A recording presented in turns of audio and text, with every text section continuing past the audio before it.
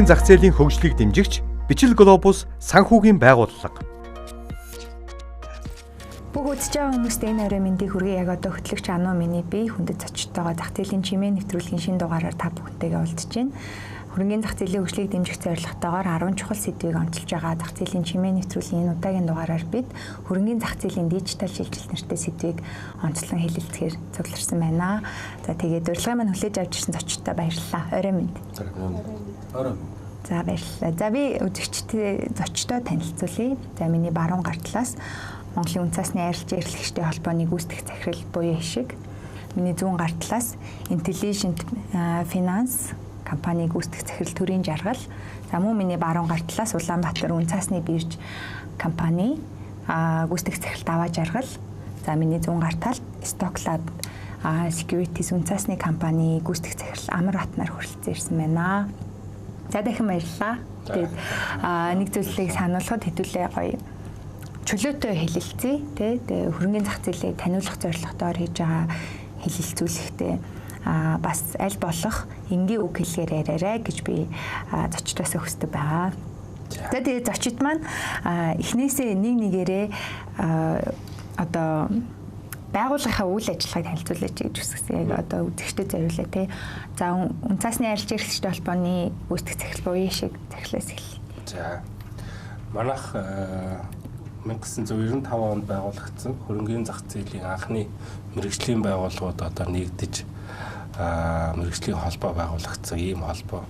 Одоо бол үйл ажиллагаа явуулаад 30 жил болж байгаа.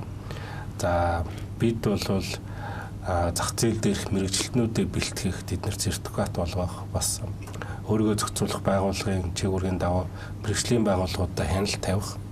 Тэгээд мэдээж хөрөнгө оруулагчдын эрх ашиг зах зээлийн хөгжлийн төлөө одоо бүхий л хэлбэрээр үйл ажиллагаа явуулж ирсэн. За сүүлийн 3 жил биржийн бас зах зээл манай холбоо зохион байгуулж байгаа. Энэ үгээр нэлээд танигдчих шиг байна. За тавчхандаа ийм байна. Одоо бол манай холбоо чинь 70 гаруй мэрэгжлийн байгууллагатай, гишүүн байгууллагатай. Эдгээр маань бүгдээрээ санхүүжүүлэх орноос санхүү зах зээл дээр ер нь мэрэгжлийн үйл ажиллагаа явуулах тусгай шүүрэлтэй компаниуд гэсэн үг. За бидний мэд хөрөнгө оруулалт татдаг, зуучилдаг, арилжаа зохион байгуулдаг, за үнцаасыг хадгалдаг, итгэмжилдэг тийм байгууллагууд байгаа. За биржийн бас зах зээлийн тухай бид бүхэн бас өмнөх дугаар дээр ярилцсан байгаа. Бүр дэлгэрэнгүй ярилцсан. Тэгэхээр тэр дугаарыг бас үзэгчд маань Монгол телевизийн YouTube сувгаас хүлээн авч үзээрэй. Дахиж нөхөж үзээрэй. Тэгэхээр илүү сайн ойлгох ах. За дараачаар нь Улаанбаатар үнцаасны биржийн гүйцэтгэх захирал Даваа Жаргал захиралтаа үзэгчдэд компани танилцуулаач.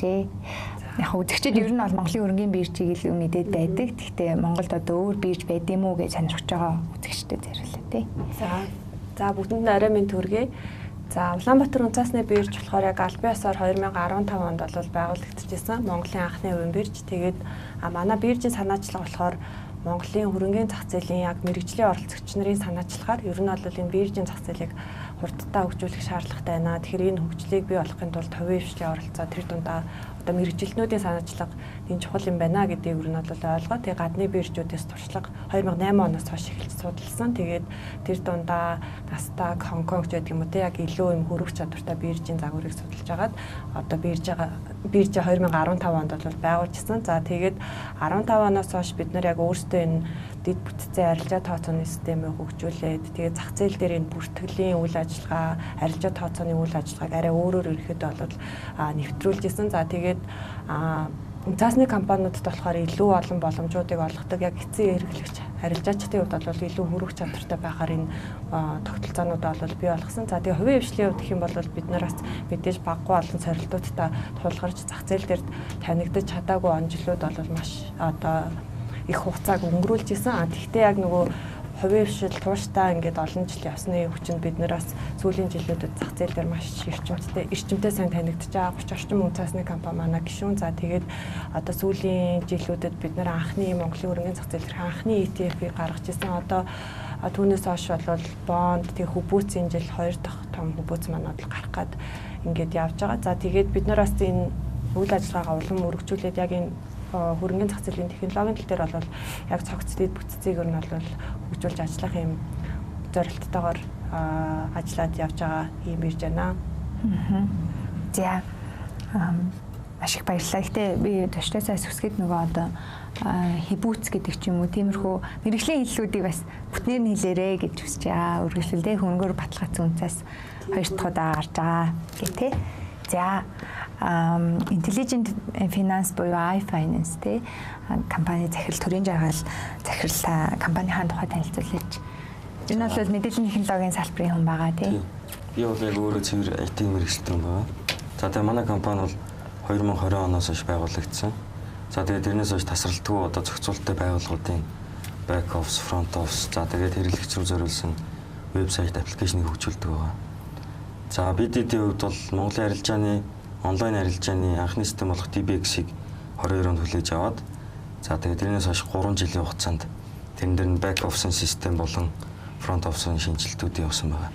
За тэгээд энийгээ тусламжтайгаар бид нар одоо 20 орчим үн цасны компанид одоо Чингис хаан бирж одоо Улаанбаатар үн цасны бирж за тэгээд Монголын өргөний бирж 3-ын нэгдсэн нэг платформыг хөгжүүлж өгч байгаа гэсэн. За энийхээ хүрээнд нөгөө нэг одоо олон нийт хэрэглэгчд маань нэг аппликейшнаас 3 биржээс үн цас авах бондын захиалга өгч гэдэг юм уу. Тиймэрхүү боломжууд л нэгдэж байгаа. За тэгээд бидний хувьд бол яг л финтек стандартыг хэрэгжүүлдэг. За финтек гэж яг юу юм санхүүгийн үйл ажиллагааг технологийн тусламжтайгаар хүргэж байгаа учраас мэдээллийн аюулгүй байдал буюу мэдээллийн аюулгүй байдлын менежментийн тогтолцоо 27001-ийг бол олон улсын стандартыг хэрэгжүүлдэг. За тэгээд эндээс яг онцлоод хэлэхэд бол байгууллагын back office систем гэдэг зүйлийг оруулж ирснээр эхлээд брокерууд маань эхлээд өөрийнхөө одоо галтгоог зэгцэлж байгаатай адилхан гэсэн. Одоо ямар сав суулгын хаана өрдөгтэйгээ адилхан эхлээд дотроо юмаа чигдрүүлчихэд гадагшаага хэрэглэгч нартайгаа хандхад илүү давуу талтай. За тэгээд энийг хийсний дараа нөгөө интеграц гэж орж ирж байгаа мэдээж үн цасны систем дээр 4 өөр оролцогч тал орж ирж ийж за аппликейшнтэйгээ нийлээд тавуулаа нийлээд эцсийн хэрэглэгчд одоо хувьцааг арилжаалах авах зарах тийм боломжийг нээдэг учраас дараагийн шатандаа бол энэ дэд бүтцийн байгууллагатай холбогдох ажлуудыг бол сайн хийх бахаа л гэж бодож байна. За тэгээд ирээдүйд бирж систем шинжилгээтэй деталь шинжилгдсэний дараа бол манай системийн үр өгөөж хэдхэн нэмэгдэх бахаа гэж үзэж байгаа. За тийм л л шүү. За баярлалаа. Stock Lab Securities ямар хат захирал компаниуд танилцуулж өгөөч. Ямар үйл ажиллагаа юм бэ? Орой минь. За манай Stock Lab Securities компани отгон компани бид 21 онд байгуулагдсан. Тэгээ 21 онд байгуулаад өдөр ингээд 4 жилдээ явж байгаа. За тэгэхдээ отгон компани ч гэсэн бидэд нэлээд онцлогтой яг нөгөө зах зээл рүү орохоос өмнө баг зэрэг ингээд нөгөө судалгаа авсан хүмүүсээс хэрэглэгчдээс болон одоо оролцогч нараас тэгээд түүрийн арга судалгаа. Тэгээд хөрөнгөний зах зээл рүү ороход за тэр судалгааны үр дүн бол ерөнхийдөө яг нэг олон асуудал байгаагүй. Хөрөнгөний зах зээл рүү ороход одоо хэр амархан байна вэ? Хэлбэр байна уу? Оролцоход те. Нөгөө талдаа за яг тэгэхээр хоёр хуваагдчих байгаа. Нэг нь бол яг оролцоо явуулдаг хүмүүс бол та нөгөөх нь болохоор яг оролцдог хүмүүс бол та тэгээд оролцдог хүмүүс нь за тэгвэл дотроо одоо оролцоод явахаар ямар өндөрлүүд байгаа юм те гэдэг талаас тэгэнгүүт одоо за шимтгэл өндөрч гэдэг юм уу оролцоход одоо цаг хугацаа төвөгшөлтэй ч гэдэг юм иймэрхүү юмнууд гарсан. За нөгөө талд нь болохоор шинэ хүмүүс бол бүр бас өөр асуудлууд тавьж байгаа. Яг ингээд бүртгүүлээд ороход бас их төвөгшөлтэй заавал одоо тэр харилцагчаа таньж мэдэх нөгөө юун дээр очих оролцоход ер нь их төвөгтэй гэж. За одоо орон нутагт байдаг хүмүүс за аймагт нөгөө салбар байхгүй цаасны компани байхгүй заавал хот орох ч гэдэг юм. Ийм байдлаар бол ийм нөгөө судалгааны үр дүн гарсан. Тэгээд энэ үр дүндээ үндэслээ те энэ зах зээл амархан хэлбэр оролцох боломжийг те хөрөнгөний зах зээл рүү оролцогчдын тоо нэмэгдүүлэх ийм зорилго тавь бид хэд орсон анх.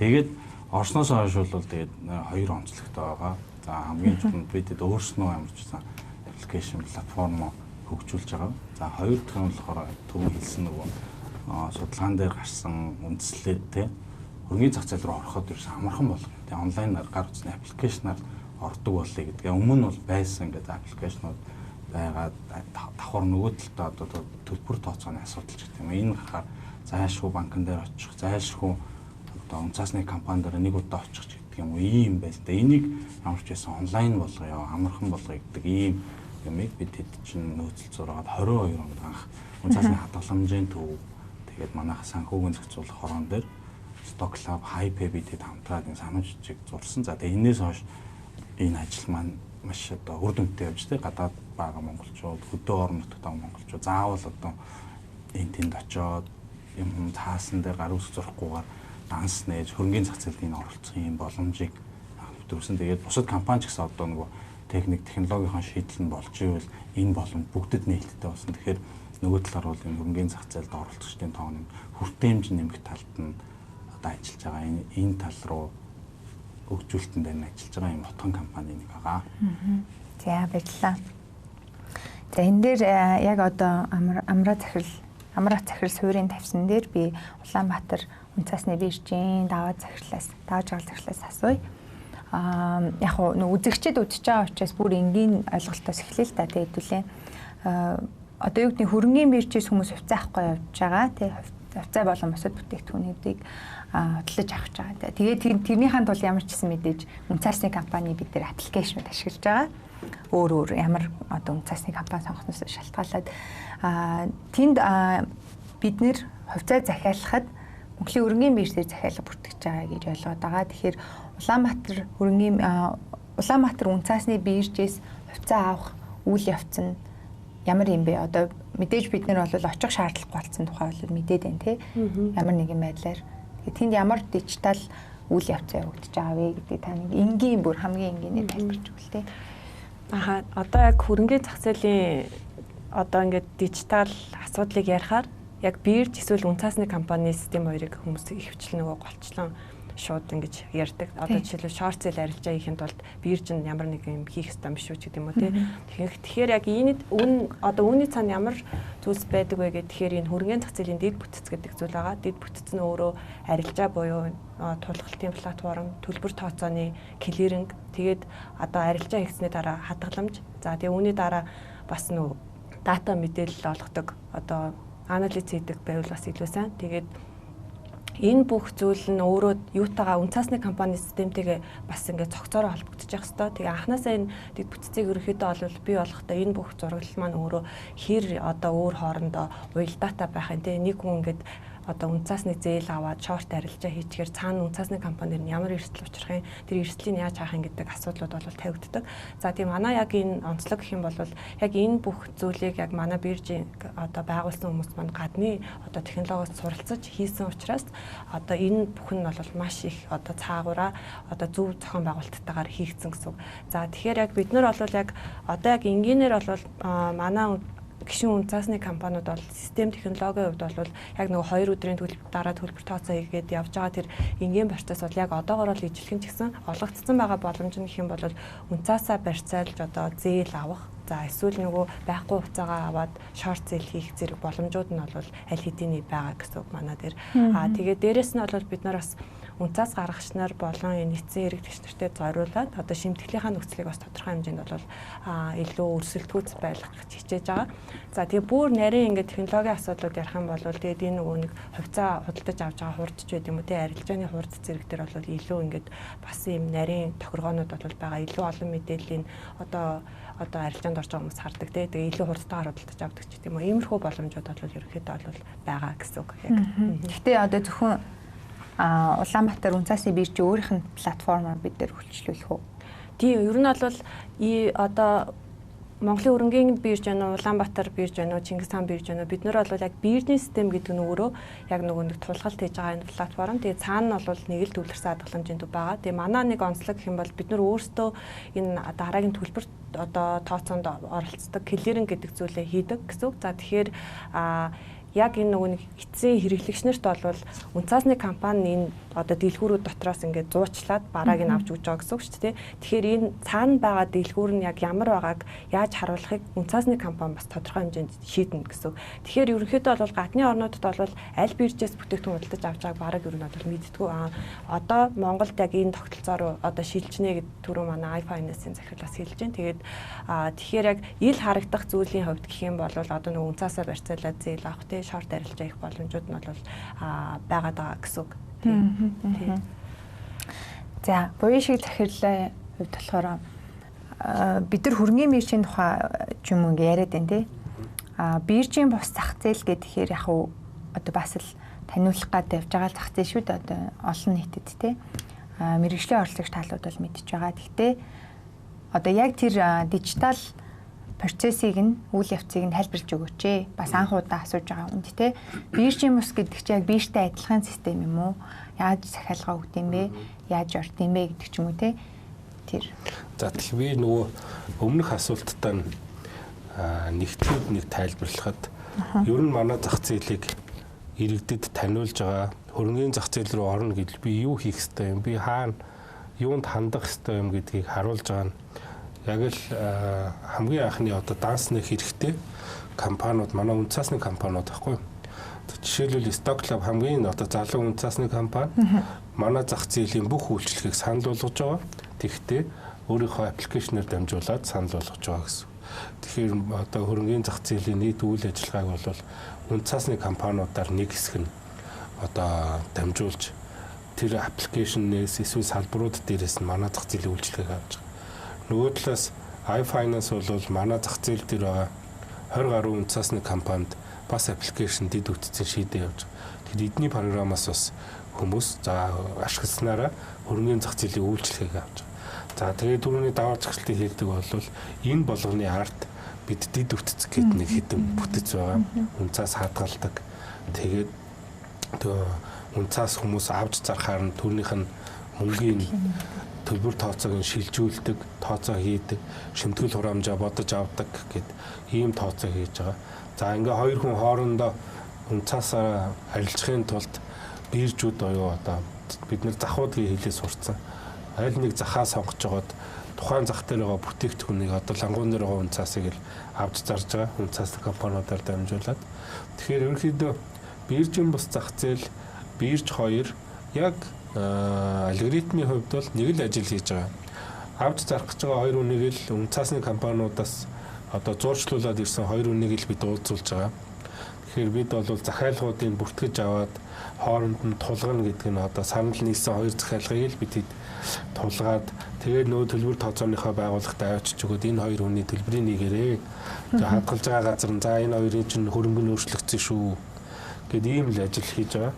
За тэгэнгүүт тэгвэл ялгаа нь хаана байгаа юм бэ? Яг адилхан програмтай адилхан ажил хийгээд байгаа юм байна. Ялгаа нь гэвэл бирж бол бүх хүмүүсийг ороход нээлттэй зах зээл зах. Биржийн бус зах зээл бол хөрөнгө оруулж байгаа үнцаас худалдаж авч байгаа хүмүүст шалгуур тавиад за эдээрний туршлагатай, эдээрний хөрөнгөтэй ийм хүмүүс л ордог бай. Яагаад гэвэл биржийн бус зах зээл дээр илүү эрсдэлтэй бүтээгдэхүүнүүд гарах нэ. Энэ нь бол цаанаасаа бид одоо инженерээр бол компаниуд эхлээд банкнаас зээл авдаг. Тэгээ за шалгуур жоохон хангахгүй ч гэсэн үнэхээр бодит бизнес явж ивэл банк усаас авчдагтай яг адилхан. За ингээ хөрөнгөний бирждээр нээлттэй арилжагдаад зарим бүтээгдэхүүнүүд арилжагдаж хахад зарим нь салбарын онцлог, үйл ажиллагааныхаа онцлогоос цөөхөн хэдэн хөрөнгө оруулагч нар тайлбарлаад үнцаасаа гаргах боломжийг хайж идэг. Тэгээ тэр зах зээл нь бол тэр боломж нь манай зах зээл дээр байгаа. Буцаага систем рүү ороход яг энэ захиалгууд одоо хөрөнгө оруулагчийн л одоо бидний энэ үнцаасыг авъя зарыг гэсэн захиалгуудыг л биржинч бай, биржин босонч бай ингээд тулгаад хосуудаа олоод явуулаад байгаа гэсэн үг шүү дээ. Системийн хувьд бол бид үндсэн ийм үүрэг хүлээж байна. Хоёр дахь хамгийн том үүрэг нь манай төгжих бүр шаардлагатай нь ингээд харилцаа хийгдээд яваад байгаа мэдээллүүдээ бид хэд нөгөө нэг хөрөнгөний зах зээл сонирхож байгаа хүмүүст л маш ойлгомжтой. Тэгээд хэрэгцээ шаардлагыг бас айгүй их үнэлэмжийг ойлгуулад түгэх хэрэгтэй нэг юм. За энийг бас технологиор шийдээд одоо бидний мэддэг Bloomberg-ээс ч юм уу Reuters-аас ч юм уу ингээд санхүүгийн мэдээллүүдийг маш сайн боловсруулад бидний бүр ингээд бэлдэж өгөөд за энэ мэдээг харж байгаад үнцаасаа аваараа гэж байгаа юм шиг л болгож байгаа. Тэгэхээр нэгдүгээрт нь бид хэд саяны тулгалтуудыг хийж гин, хоёрдугаарт юу болсныг нийтэд мэдээлж байна. Энэ нэг хоёр ажиллаа дээрэс нь яг туслахаар энэ ажлаа хэр зөв хийж байгааг мэдээж хянах дотоод хяналтын систем хэрэгтэй. За нэг ийм алгоритмууд л биржийн босч адилхан ажиллаж байгаа болов уу гэж хэлэхээр байна. Хөрөнгөний зах зээлийн хөгжлийг дэмжигч Бичил Глобус санхүүгийн байгууллага. За буяа захирлын яриан дээр үндэслээд би Stock Club-ийн амар захирлаас асуухад за иргэд бол харьцангуй одоо хөрөнгөний зах зээл хөгжиж байгаа учраас хаа нэгтээ очихгүйгээр бид нар данс нийлгэж тий үн цасны дансаа нийлгэж болж байгаа. Тэр бол маш авууштай одоо дэвшил байгаа тий. За бид нар дансаа нийлгэчлээ гэж бодъё тий. Тэгтээ хөрөнгөний зах зээл дээр оролцож байгаа талууд ингээд яриад эхлэнгүүт хамгийн ихний шат бол үн цасны компаниа сонгох гэдэг нэг яриан дээр ихний шатанд ирдэ шүү дээ тий. За тэгэхээр юу гэж асуудаг гэхээр үн цасны компани яаж сонгох юм бэ? Юун дээр нь үндэслэж сонгох юм бэ бид нар гэх тэнгүүд биднэрт хариулт байдаггүй яа. Тэгэхээр хоорондоо төстэй байгаа учраас тий арай туршлагатайгийн сонгох гэдэг ч юм иймэрхүү нэг юм мухарцсан хариулттай сууж идэг. Тэгэхээр энэ дээр ер нь ялгаагүй юм биш үү гэж харж байгаа үзэгчтэй та юу гэж хэлэх вэ? Одоо үн цасны компаниудын аппликейшнуудыг за энгийнээр тайлбарлах юм бол одоо ингэдэг ш. За одоо би жишээл хувьдаа ингээд банкны аппликейшн тий айгүй олон төрлийн ингээд банкнуудын аппликейшн боё тий данстай байгаа. Тэгээд сүүлд болохоор би нэг хаан банкны ерөөсөө дансгүйсэн. Тэгээд өөр бус банкны данстай байсан. Тэгээд одоо янз бүрийн төлбөр шилжүүлэх хийхэд ч юм уу тий нөгөө нэг юм чи заавал ингээд банкор нь шилжүүлэх болвол за тэглэл одоо шимтгэл нь арай банкны дотор арай шимтгэл багчтай юм. Тэгэхээр банкудад одоо хаан банк бол одоо айгүй олон харилцагчтай тий одоо эдчүүдийн баг Монгол улсын насан турш бүх хүн одоо данстай баг байж байна. Нөгөө талаар банкуд одоо за төрийн банк гэх юм бол одоо биелийн систем одоо сайн. Тэр нь болохоор одоо нөгөө байрны төлбөр одоо утасны төлбөр энэ төлөв шууд аппликейшнаас орж байгаа л ингээл айгүй төвөгшил багтаа ингээд шийдэж байна. Тэгэхээр өөрт нь одоо яг саяныхтай ингээд харьцуулсантай адилхан банкудад ийм баг. Үн цасны компаниуд бас иймэрхүү ялгарл бий бол бас байгаа гэж харж байгаа. Тэгээд мэдээж түүний хэлдгээр нөгөө одоо туршлага за одоо тэгээд тэр шимтгэл тэгээд яг ямар үйлчлэгээ байгаа энэ тэн дотор нараа онцгойсон тийм үйлчлэгээ байгаа юм гээ харах юм бол жишээлбэл тэр нь бол ялгагдах гэж харж байгаа. За яг одоо магадгүй яг нөгөө одоо iFinance те iFinance-ийг авч байгаа компаниуд үн цасны компани эдний нөгөө платформ ашиглаж байгаа газар баг зарим талаар бол ялгаагүй байж магадгүй. Гэхдээ нөгөө энэ чинь дотроо ингээд өөр нөгөө юунуудтай байдаг болохоор тодорхой хэмжээний бол ялгарлууд гарна. Тэгэхээр харилцагч нар бол одоо хаанаас ирнэ үн цасны компаниас сонгох юм бэ? Яаж харах юм бэ? Монголын өрнгийн биржийн сайтн дотор за бүх үн цасны компаниуд байгаа. Тэгээд энэ дотор ямар тусгай зөвшөөрлөлтэй өөрийн гэсэн одоо онлайн юм үйлчлэгээ байна уу? Салбар нь хааны гэдэг ийм мэдээлэл байгаа. За давхар мэдээж энэ хөрөнгөний зах зээл сонирхдаг одоо юм группүүд байдаг. Айгүй олон төрлийн одоо за Telegram групп байгаа, Facebook группүүд байгаа. Эдгээр бас ингээд нэг оролцогч нар өөрснөө үн цасны компаниудыг ингээд одоо санамсаргүй байдлаар гэдэг юм уу уцтаж үзээд эсвэл вебсайт чатаар ингээд үзээд танаа үйлчлэгээ ямар ингэсэн байна тэгсэн байна. Гэтэл айгүй хөөрхөн бас нэг юун дээр тэгээд гарсан юмсан ингээд харилцагчдын одоо мэдээлэл өгөхөд муухай хайшлав айгүй хурдан байлаа энэ гэсэн байна. Тэгэхээр ер нь бол үн цасны компаниуд бол мэдээж үндсэн санхүүгийн зохицуулах хорооноос авч байгаа тусгай зөвшөөрөл нэг болохоор тэр бол нэг амар ялгаа зүрх гараад ахгүй тэ брокер, дилер, одоо хөрөнгө оруулалтын зөвлөх андрейтер гэдэг тусгай зөвшөөрлүүд юм байна. Дотроо яг нэмэлт өөр ямар үйлчлэгээнүүд байна, шимтгэл храмжууд ямар юм байна, амархан уу хэлбэрх нь уу тэрнээс хамаарч л одоо үн цасны компаниас сонгох гэж бодож байна. За төрийн жаргал захирлын хувьд болохоор одоо танай компаниудад урдгаж штэ тий. Тэгэхээр системийг хөгжүүлж байгаа учраас ер нь бид нар дижитал шилжилт гэдэг ийм сэдвийн нэрээ тавьсан учраас ирээдүйн рүү чиглэсэн зүйлийг ярьж байгаа тий. Одоо бидэрт ямар шилжилт хэрэгтэй юм бэ гэдэг дээр одоо дэд бүтц гэдэг асуудлуудыг ярьлаа. Цаана өөр оролцогч талууд байдаг юм аа гэд буяа захирлал тайлбарч чинь тий. Буяа шиг захирал тэгэхээр тэр дэд бүтцийн байгууллагууд холболт хийхэд одоо ямар шинжилэлүүд шаардлагатай байна вэ? Ер нь бол одоо энэ системийг хөгжүүл дараагийн түвшинд гаргах гэдэг юм уу? За яг энийг ярихаас өмнө хэдүүлээ эхлээд дижитал цахим гэж хоёр юмныхаа ялгааг ярих хэрэгтэй шүү дээ. За энэ ялгааг нь хэлэхэд бол цахим гэдэг бол одоо мэдээж электроник гэсэн үг. Цаасыг халаад одоо жишээ нь гараар бичдэг шуудан байхад энийг мэйл болгоснороо энэ бол цахим үйлдэл болчихж байгаа. Тэгэнгүүт бид нар цахим гэдэг юм а одоо юу гэдэг чинь хамгийн энгийнээр ярихад деталь дээр очдог цааснуудыг электроник болгож байгаа нь бол цахим үйлдэл гэсэн. Тэгэнгүүт энээсээ хойшоо бидний нөгөө нэг AI, блокчейн дараагийн түвшний юмнууд яригдж байгаа. Энийг бол дижитал шилжилт гэж ойлгож байгаа. Тэгэхээр бид нар бол өнөөдрийн байдлаар бол мэдээж уламжлалт буюу хамгийн анхны байдлаараа дөнгөж цахим руу шилжиж байгаа хөрөнгөний зах зээл дээр. Тэнгүүдлээ эндээс шууд дижитал руу өсөхэд биднэрт бол маш том асуудал үүснэ гэсэн. Ягаад тэгэхээр одоо юу гэдэг чи өөрт байгаа зүйлийнхээ тоо хэмжээг ширхгийг одоо дэлгүүрийн бараан дээр тавигдсан лангууг би 3-ыг худалдаад авчлаа гэхэд миний авсан 3 бараг за чамд 3 ширхэг байгаа шүү гэдгийг одоо юу гэдэг чи 3 хоногийн дараа чамд мэдэгддэг ч гэдэм үү. Энэ өөрөө дэд бүтцийн байгууллагын юм онцлог гарч ирж байгаа.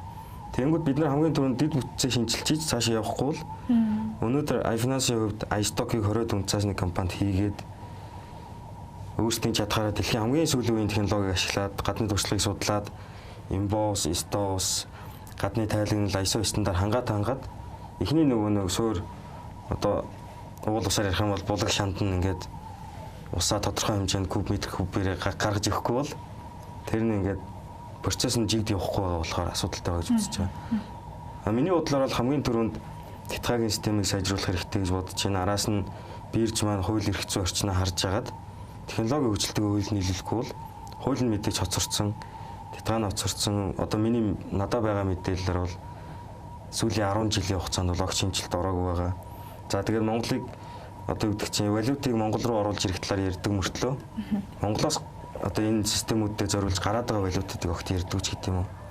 Би яг тодорхой дүнг нь мэдэхгүй. Гэхдээ ямар ч хэдэн тэрбумаар нь жилдээ гадны орн руу одоо Шри-Ланк руу ч юм уу мөнгө төлж ийснээс болов Монголд байгаа инженерүүдэрээ оруулаад ч юм уу гадны төлөөлөгчийн авчир сургаадаж аваад ч юм уу.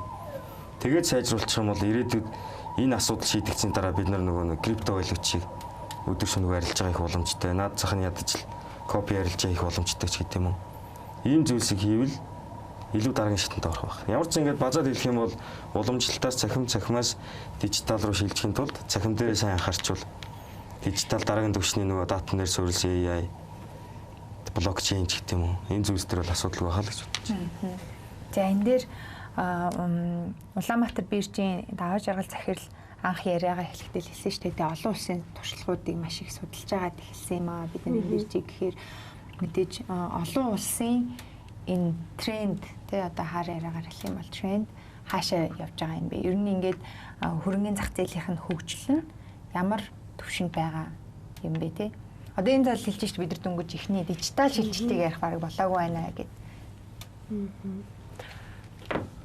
Яг нөгөө хөрөнгөний зах зээлийн цахим шилжилт гэдэг нь өөрөө бид нар яг юуг зорж байгаа гэдгийг нэгт аягүй сайн ойлголтоо нэгтгэх хэрэгтэй баг. Тэгээ нэгдүгээрт бол яг энэ яг одоо Монгол улсад байгаа малчин иргэдчүүд юм уу те өөрийнхөө одоо ингээд аппликейшнээр ороод өөрийнхөө ноос ноолуурыг би 1 сарын дараа тэдэн төгрөгөөр зарна эсвэл маха тэдэн төгрөгөөр зарна ч гэдэг юм уу те ийм хэмжээний одоо юм арилжааг хийчдэг. За тэгээд тэр цаана нь болохоор одоо хөдөө аж ахуйн бирж нь ажиллаад за тэгээд түүхийд нь боловсруулагдаад стандартаар гарч ирээ. Тэгээд тэрийг одоо валютын бирж дээр нь ингээд одоо хийж идэх ч юм уу те. Тэгээ одоо үндэсний үйлдвэрлэгч нар нь үнцаасны зах зээл дээр байгаа үндэсний үйлдвэрлэгч нар нь тэндээс түүхийдээ стандартаар тэгээ дундын зуршлагчгүйгээр ингээд авчдаг. Тэгээ ийм байдлаар эдийн засаг маань эргээд нийт дүнгээрээ олвол одоо Монголын эдийн засгийн өсөлт нь сайжраад хурдвчлахын тулд бид нэр цахим шилжилт гэдэг зүйлийг ер нь бол ярьж байгаа. За тэгэхээр энэ нөгөө нэг цахим шилжилт гэдэг зүйлийг төрийн жаргал захирлын хэлсэнтэй санал нэгдэж байгаа зүйл гэх юм бол бид нэр одоо хүртэл гаднаас хамаарад суугаад байх юм уу? Эсвэл энэ Монголда өрөнгө оруулалт хийгээд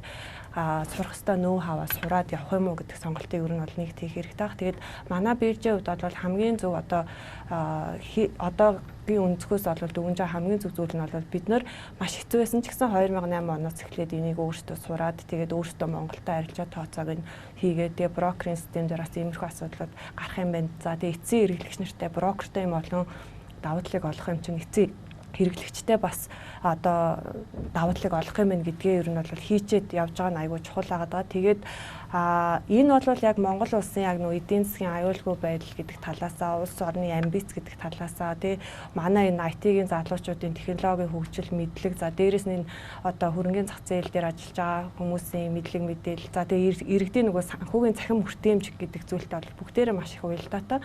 Тэгээд энэ зүйлийг бид нар бол маш цогцоор нь харж төлөвлөх шаардлагатай байгаа. Тэгээд гадны зах зээл дээрх туршлагуудыг ингээд одоо технологийн хөгжлийг бид нар араас нь өөх юм уу эсвэл зэрэгцэх үү гэдэг сонголтын дээр тулж байгаа. Тэгээд гадны зах зээл дээр бол ямар зүйлс болж байгаа вэ гэхээр за За клиринг буюу эрсдэлтийг удирддаг том функц байгаа. Тэгээ энэ дээр бол хиймэл оюун ухаан ашиглаад эхэлсэн. За арилжаан дээр бол блокчейн технологиг ашиглаад аль хэдийн нөгөө токенжуулаад эхэлсэн байгаа. Одоо энэ дээр Монгол жишээлбэл нөгөө ноос нолор малаа хүртэл токенжуулах боломж юу нь бол ирээдүйд нийлддэг. Тэгээд дээрэс нь болохоор нөгөө хиймэл оюун ухааныг бас арилжаан дээр бас ашиглаад эхэлсэн. Жишээлбэл зарим улс орнууд дээр одоо ингээд 2 бирж дээр ижлэхэн үнцаас арилжаалагдчих хахад жоохон одоо үнийн зөрүү гарахад нэгнээс нь аваад зардаг ч гэдэг юм уу тийм хэмжээнд хиймэл оюун ухааныг ашиглаж байгаа. За дээрэс нь нөгөө одоо энэ дотоод хяналт, биржийн дотоод хяналт, за тэр нөгөө big data гэх мэтчлэн одоо зүйлс сэдвүүд дээр бас л нөгөө токен одоо API-ийн холболтыг сайн хайж байгаа хиймэл оюун ухаанаа ашиглаад ингээд хөгжүүлээд яваад байгаа байхгүй. Тэгэхээр ер нь бол энэ хэмжээнд ингээд гадны улс орнууд хөгжөөд явж байгаа бол бид нараас яг энэ зүйлтэй араас нь хөөх биш. Тэгээ нэг нэгээр нь титгаа нэг нь бирж нэг нь гэхгүйгээр ер нь бол зэрэгцээд Монгол бас хөгжих хэрэгтэй л гэдэг ийм байр суурьтай байгаа. Тэгээ манай биржийн хувьд болохоор яг энэ зүйл рүү л зорж байгаа. Одоо ойрын хугацаанд 26 он гэхэд ерөөдөө AI-г тодорхой хэмжээнд ашиглаж эхлэе. Бас одоо токенжуулах асуудлууд руу оръё гэдэг ийм нөхцөл байдалтай ер нь бол байгаа гэсэн үг тий. За энэ дээр буян шиг захирлаас асуухад одоо ингээд бид нар дижитал шилжилт рүү арай болоогүй байна. Дэд бүтцийн салбаруудад маань захим шилжилт технологийн хэрэгтэй байна гэд төрийн жаргал захирал хэлж байна. Гэхдээ биржийн бус зах зээл танаа зах зээл дээр бол блокчейний туршилт хийгээд байгаа шүү дээ. Тэгэхээр та энэ дээр бодлоо тийм. Дижитал шилжилт гэдэг нь одоо энэ үн цасны арилжааны цаана бүртгэл, арилжаа, төлбөр тооцооны цаана явж байгаа үйлдэлүүд, хүний гараар хийгдэж исэн үйлдэлүүд компьютероор хийгддэг болохыг л хэлж байгаа болов гэж ингэж хар ухаанаар тааж байгаа. За тэгээд одоо бол манай арилжаа болон арилжааны хяналтыг бид хэд компьютерт найдаад гэдэг шиг манай арилжаануудыг блокчейнээр хийх, блокчейн технологи ашиглаад арилжаа явуулж үзсэн 1 сар, 1 жил. Энэ маань гэхдээ туршилтын сэндбокс орчинд явсан. Ер нь дижитал шилжилт бол би одоо манай салбарт бол одоо л ойлгоод өрсөлдөөн гарах болов дараагийн 5 жил хэн илүү энэ дижитал шилжилтийг үр ашигтай зөв ашиглаж чадсан тэр л мэрэгжлийн байгууллагууд илүү одоо дараагийн 10-20 жил бизнестэй лид хийх болов гэж бодож байна. Өмнөх туршлагаараа бол iFinance баг iFinance-ийн тэр нэг анхны систем баг л анхны брокерийн програм, арилжааны програм байсан санагдаж байна тийм. Тэгэхэд бол тухайн системийг ашиглаж исэн үн цасны компаниуд зах зээл дээр лид хийж исэн гэсэн. Яа тэгээд захимынхаа давуу талыг ашиглаж исэн гэсэн үг шүү дээ. За одоо жишээ ярихад амар захирлын компани бол арай өөр өнцөг хараад яаж ялгарх уу гэж хичээж байгаа болохоор бас нэг өөр сегментэд төрүүлээд танигдчихж байгаа гэсэн үг шүү дээ.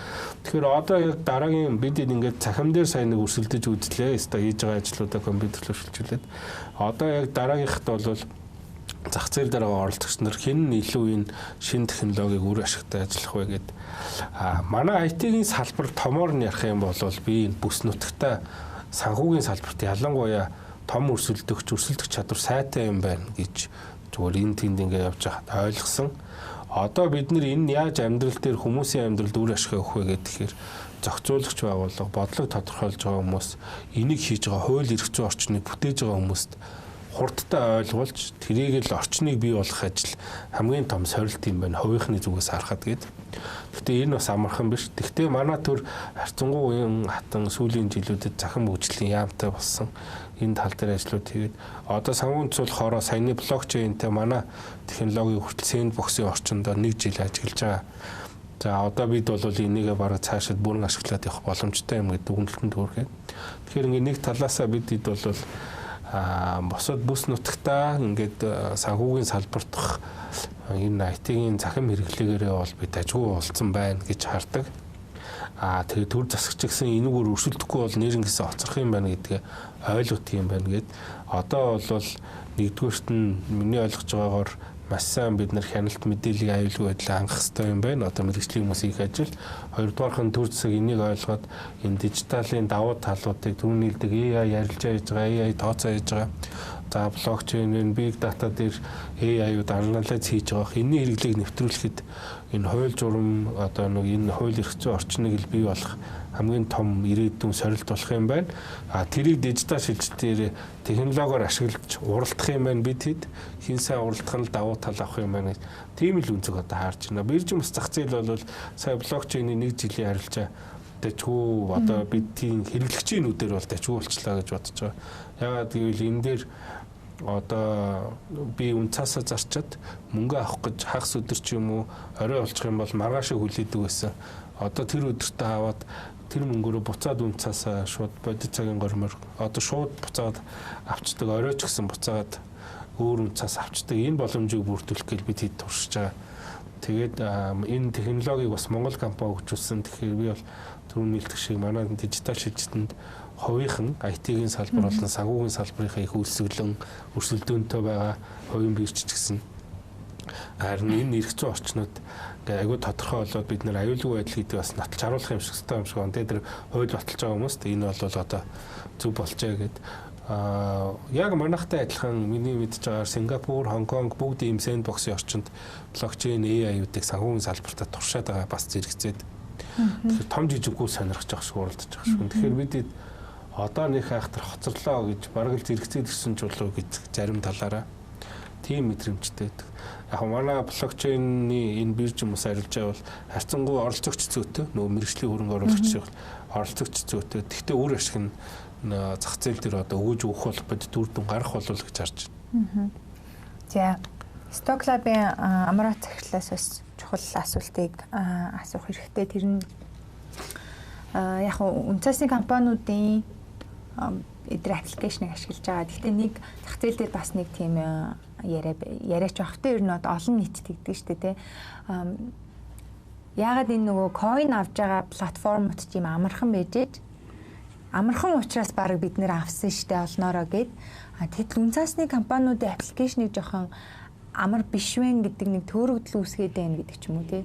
Гэтэл тэнд одоо юу гэдэг хоорондоосоо бие биенээсээ ялгараад тийм одоо виртуал хөрөнгө койны хэмжээний тийм платформуудыг хөгжүүлэхэд ямар тийм шатаараатай алхам хийх юм бэ? Ямар технологи нэвтрүүлэхэд ямар эрх зүйн орчин шаардлагатай байгаа вэ? Энд дээр яг би бол ийм үнцэг харж байгаа. Одоо яг нэг хөрөнгөний зах зээл оролцогч гэдэг түрүүн хэлсэн шүү дээ.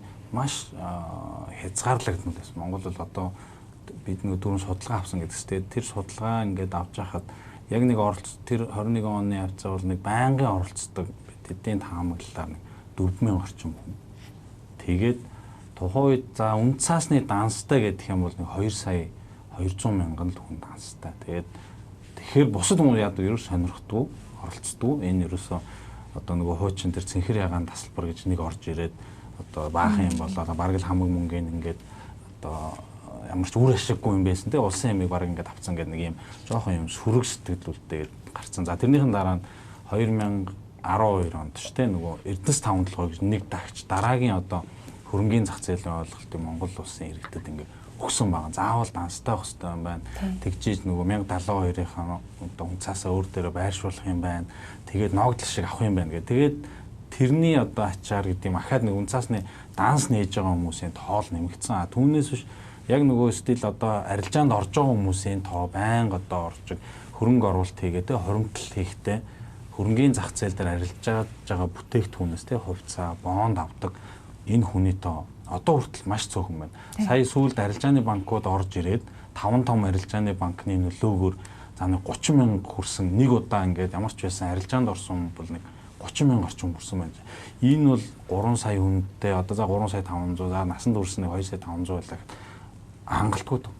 Энэ маш цөөхөн хүний маш цөөхөн хүн энэ хөрөнгөний зах зээлд оролцож байна. Тийм учраас энэ нөгөө одоо эрэлт хэрэгцээ байхгүй болохоор одоо сайн хөгжил явахгүй байх гэж хараа. Түрүү нөгөө буяа захирал хэлжсэн. Манайх бүс нутагт одоо яг энэ технологи талдаа гэдэг юм санхүүгийн салбар одоо банкны одоо энэ яг систем гэдэг юм. Энэгээр бол зарим хөгжилтэй улсаас бүр урд гарцсан. Зарим газар бидрийг баг монголчуудыг гэж ингээд туршдаг. Ягаад тэгэхээр нөгөө юм санхүүгийн одоо бүх хүн баг 6 сая гар утастай тий. Тэгээд одоо данстай хүн баг бүх насанд хүрсэн данстай ч гэх юм уу гар утас аппликейшн хэрэглээ бол маш өндөр болсон. Одоо баг гадуур яваад бэлэн мөнгө асуухад олдохгүй хэмжээнд хүрсэн. Баг хүн болгон мөнгөө ингээ шилжүүлдэг болсон. Өмнө нь бол одоо утасны төлбөр хөдлөх гэж заавал банкн дээр эсвэл байрны мөнгө өгөх гэж банкн дээр очдог байсан. Энэ байхгүй болсон. Одоо онлайн. Америкт бол зарим газар одоо хүртэл бэлэн мөнгөө бариад дансчиж баг байхгүй ч байдаг юм уу. Тийм явж хахад манайх бас бүхс нутагтаа бол яг жишээлбэл банкны цахимжилт гэдэг юм уу тийм дижитал бол маш эрчимтэй болсон. Одоо саяны хэлдгээр манай нөгөө бид бүгдээрээ л санал нийлээд байгаа шүү. Хөрөнгөний зах зээл дөнгөж сая одоо манай iFinance-ийн захирал хэлж байна. Тэгээ дөнгөж эхэлж яа харахгүй 22 онд л одоо ийм данс нэх юм ингэж эхэлж байгаа. Тэгэхээр оролцогчийн тоо ийм хангалтгүй байгаа нь өөрөө нөгөө зах зээлийг бас их удаашруулад. За хоёрт нөгөө блокчейнтэй ингээ харьцуулаад блокчейн буюу одоо нэг койны одоо бүх улсад л байсан койны одоо ингээд модонд ороод тэгээд Монголыг ялгаагүй л бас дайрсан. Тэгээд би бол яг эсрэгээр харин ингэж харсан.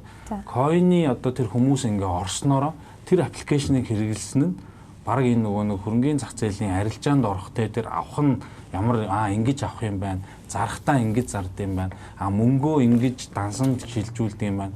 Буцааж авахтаа ингэж авд юм байна гэдгээр баг би бол тус болсон баг гэж бодож байгаа. Яг одоо энэ нөгөө 21 онд ийд ингээд яг нөгөө ковид гараад хүмүүс одоо нөгөө гэртээ хоригдоод онлайнаар айгүй одоо янз бүрийн юм туршиж гисэн тэ аппликейшн, coin. Тэгээ энэ арилжаагаараа бол би бараг нөгөө талаараа манай хөрөнгөний зах зээлд бол хэрэг болсон. Одоо манай аппликейшны өвчсөн яг тэрний дараа бид нар ингээд гаргахад энэ сая ингэжсэн шүү дээ гэдгсэн. Нөгөө талдаа яг зүгээр тэр хүндрэлтэй тал гэдэг нь яг ийм байгаа. Түрэн буяа захирал бас хэлжсэн. Манай нөгөө хөрөнгөний зах зээл чи одоо явж байгаа нь бид бүтц ингээд зохицуулттай. Одоо жишээлбэл манай хөрөнгөний биерчийн арилжаа өглөө 10 цагаас 1 цагийн хооронд л болно. Тэгэхээр энэс бусад үед бол одоо шууд ингээд арилжаанд орох боломжгүй тэр маргааш өдрийн арилжаанд ч юм уу те нөхцөлтэйгээр ингээд хүлээгдэн ингээ ороо хүлээгдэж байна. Нөгөө талдаа блокчейн ч юм бол 24 цаг. Би захиалга өглөө тэр доороо биелүүл миний мөнгө гараад ирнэ. Тэгээд дахиад талдаа мөнгө авах гингүүд манай хөрөнгөний зах зээл чинь дээр нэмэх нь 2 гэдэг хугацаатай. Тэгээд одоо миний захиалга одоо би авъя гэвэл миний мөнгө одоо 2 хоногийн дараа хасагдана. Яг би мөнгө одоо байгаа мөнгө хэрэгтэй болоод одоо үнцаас тий хувьцаа бондоо зархад мөнгө маань 2 хоногийн дараа хөрөх чадвар байхгүй. Энэ яг нэг зохицуулалттай дүрм журм юм байгаа болохоор яг төвөгшөлтэй байгаа гэдэг нь би тэр талаар нь илүү төвөгшөлтэй байгаа гэж байна. Тэгэхээр арилжааны цаг бол бага байна тий мөнгөө одоо энэ гаргаж авдаг процесс маань одоо яг аваад одоо буцаал дараагийнхаа хөрөх чадвар сайтай байх хэрэгтэй шүү дээ. Одоо тэгэхэд манайх бол яг блокчейнтэй энэ харьцуулах юм хөрөх чадвар бол маш сул байгаа. Тэгээ энэ бол гэхдээ сайжрах байх. Айгүй богино хугацаанд хэдхэн жилийн өмнө сая ингээд онлайн банкны систем ийм байсан гэсэн шиг утгагүй бас манай энэ одоо бодлого тодорхойлогч нар те зохицуулагч байгууллага санхүүгийн зохицуулахороо сангийн ам манаас энийг одоо харж үзээд энэ одоо уян хатан төлбөр өрөх чадвар нь сайжрах тал дээр дүрм журмаа яаралтай харж одоо энэ цахимжилттэй дижиталжилт гэдэг рүү орох хаа гэж бодож байна. За баярлалаа. Нэвтрүүлгийн маань сүүлчийн 8 минут эхэлсэн байна. Тэгээд би зочдоос юу хийж байгаа гэхээр одоо мэдээж бол энэ дэд бүтцийн салбарын шинжилэл рүү бид нар тэмүүлээд эхэлсэн байна. Тэгээ хийгдээд эхэлсэн байгаа нь бол сайшаалтай байна шүү дээ, тий. Хөрөнгөний зах зээлийг хөгжүүлээ, илүү оролцоотой байлгаа гэдэг дээр бүх зах зээлийн оролцогч талууд дуу нэгтэй байгаа. Тэгэхээр энэ ажил эхэлнэ гэдэг бол өөрөө маш сайн гэж бидний хувьд хараад байгаа.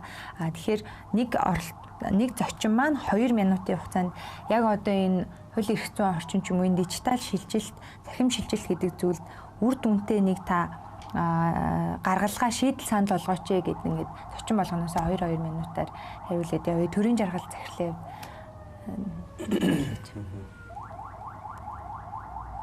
Одоо саналаа тусгаач гэвэл ямар саналыг хамгийн яг миний нөгөө бодож явж исэн юм байна л та.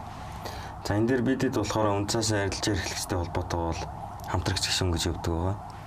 Тэгээ бидэдийн одоо нэг гол хүсэж байгаа зүйл нь юу гэхээр нэг хүн үнцээс аваад зархад доороо иж хамгийн багадаа 4 байгууллагатай холбогддог гадна.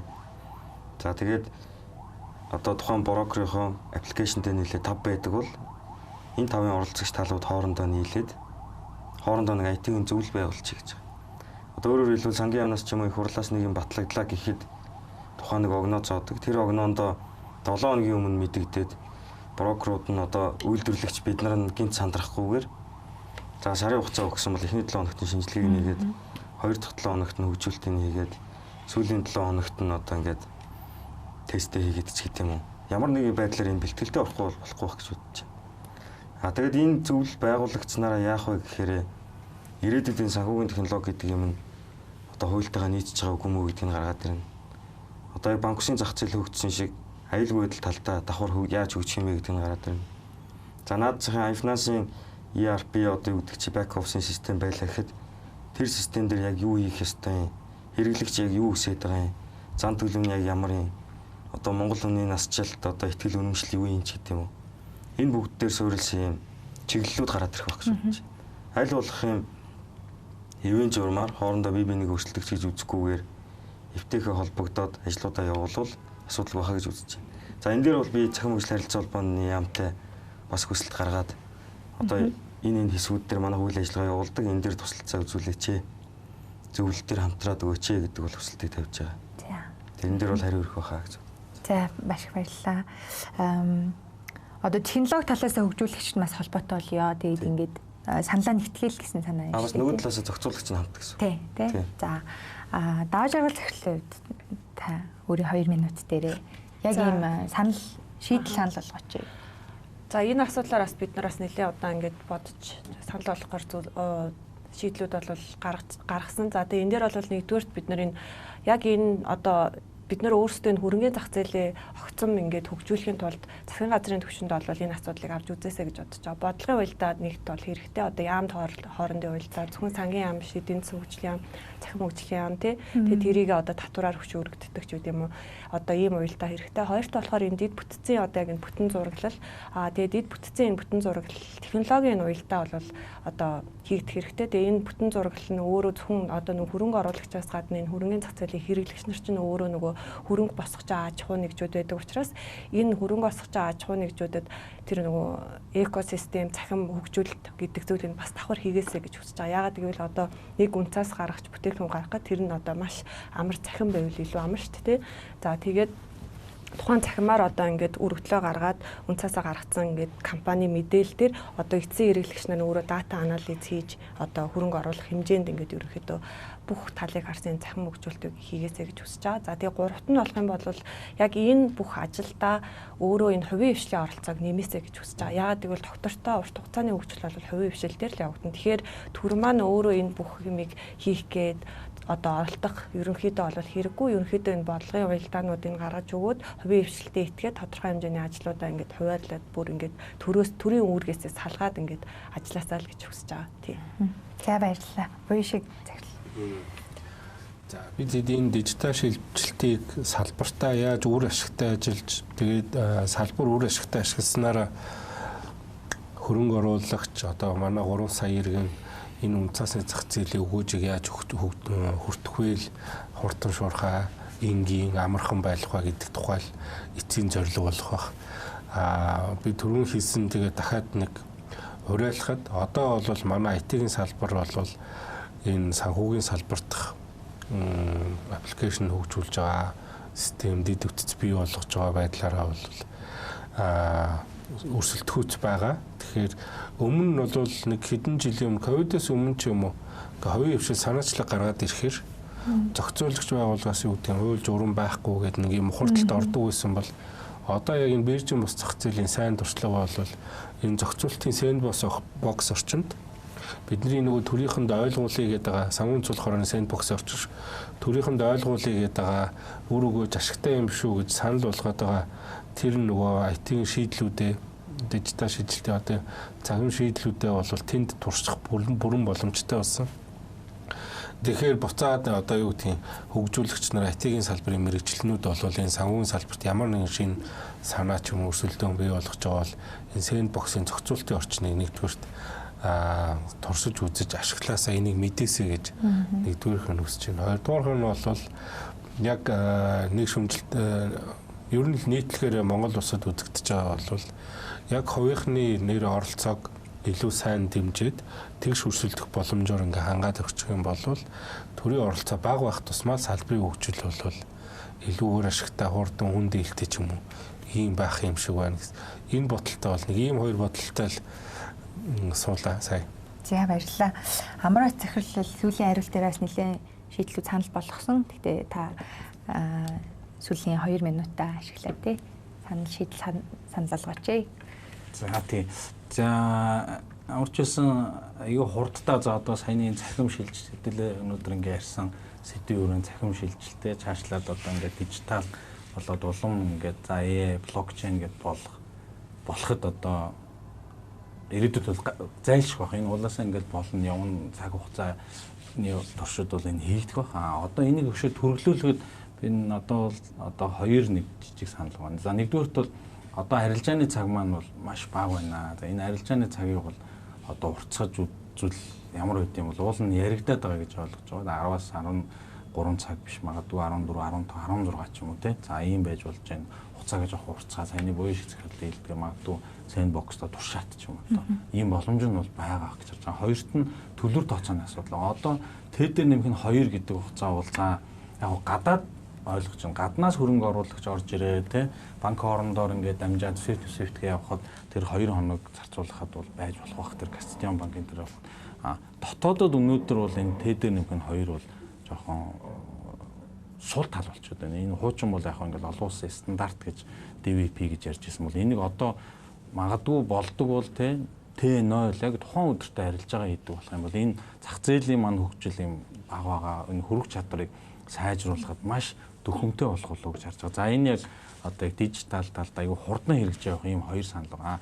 Нөгөө талд нь бас нэг юм одоо жоохон том. Тэгвэл зайлшгүй одоо шаардлагатай байгаа. Бид нар одоо за сая ингээд бид түрүү хэлсэн зах зээлд оролцооны тоо маш бага байна гэд.